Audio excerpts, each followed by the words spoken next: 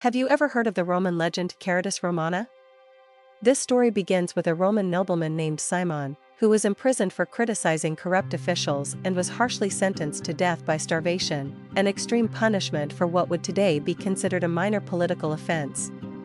At the time, Rome often eliminated those perceived as threats to authority through public and cruel means.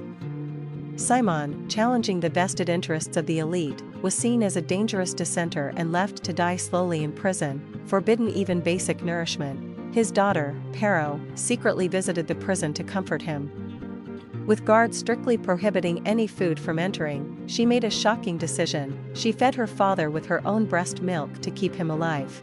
At first, the guards were horrified and enraged by the act. But as Pero returned repeatedly, quietly caring for her father, their hearts began to soften.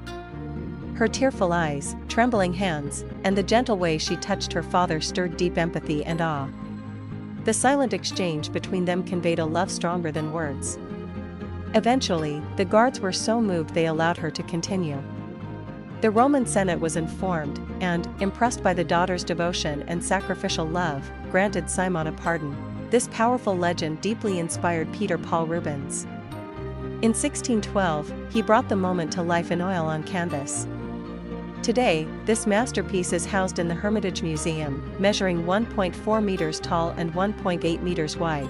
Rubens's signature use of chiaroscuro and passionate color palette draws focus to the character's expressions and gestures, despite the prison's darkness.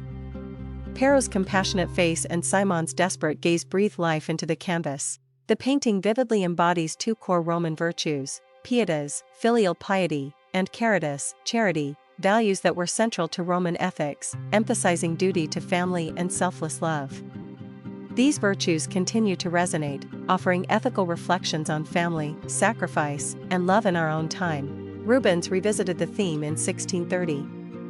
In that version, his touch is more mature and restrained. The colors are softer, the composition more refined, and the emotional tone subtly powerful.